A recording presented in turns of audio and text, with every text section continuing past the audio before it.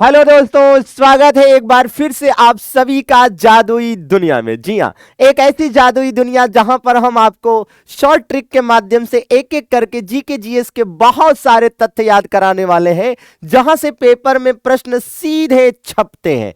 जी हाँ, और आज हम आपके लिए लेकर आए एक जबरदस्त धमाकेदार ट्रिक, जिससे आपको कुछ ही पलों में याद हो जाएगा कि भारत में कौन सी महारत्न कंपनियां हैं और इनसे क्वेश्चन किस प्रकार के बनते हैं। तो आइए एक नजर डालते हैं सबसे पहले कि महारत्न कंपनियां कितनी हैं। तो आप देखेंगे कुल मिलाकर 11 महारत्न कंपनियां हैं और सबसे लेटेस्ट अर्थात 11वीं महारत्न कंपनी का दर्जा हाल ही में पीएफसी को अर्थात पावर फाइनेंस कॉरपोरेशन को प्रदान किया गया है। वहीं पर नवरत्न कंपनियों की संख्या 13 है और मिनी रत्न कंपनियों की संख्या 74। अब आपके दिमाग में ये प्रश्न उठ रहा होगा कि आखिर ये कंपनियां होती क्या हैं। तो मैं आपको बता दूं कि ये सार्वजनिक क्षेत्र के उपक्रम हैं, जिन्हें इंग्लिश में पीएसयू अर्थात पब्लिक सेक्टर अंडरटेकिंग कहा जाता है। सीधे शब्दों में कहें तो ये सरकारी कंपनियां हैं और सार्वजनिक क्षेत्र का उपक्रम केवल उन्हीं कंपनियों को कहा जाता है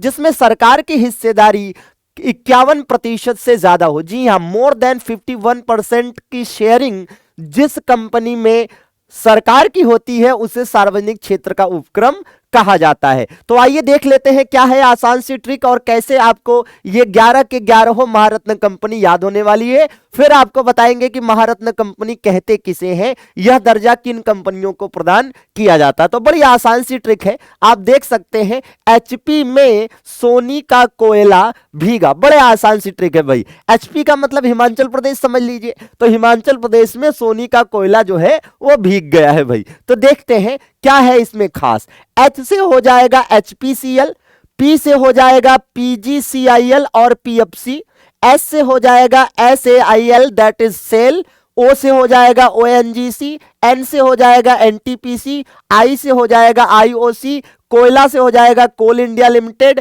बी से हो जाएगा बीपीसीएल, बीएचई से हो जाएगा भेल, जीए से हो जाएगा गेल। तो इस प्रकार से ये 11 महारत्न कंपनियां हैं। आइए इनका फुल फॉर्म भी आपको फटाफट बता देते हैं।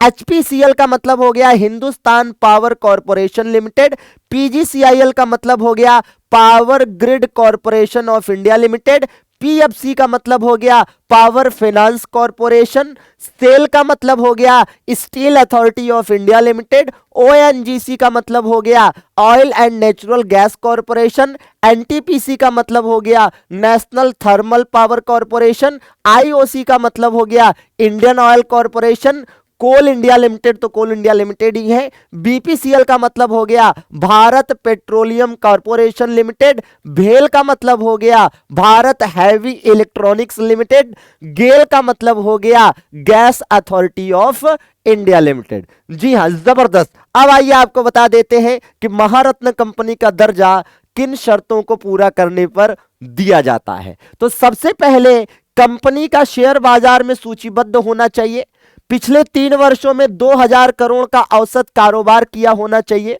इस दौरान 25 करोड़ का शुद्ध लाभ अर्जित किया हो, कंपनी के पास नवरत्न कंपनी का दर्जा ऑलरेडी होना चाहिए, कंपनी का विदेशों में भी कारोबार होना चाहिए और पिछले 3 वर्षों में कंपनी का जो निवल मूल्य औसतन है ना, वो रुपए 15,000 करोड़ रुपए होना चाहिए।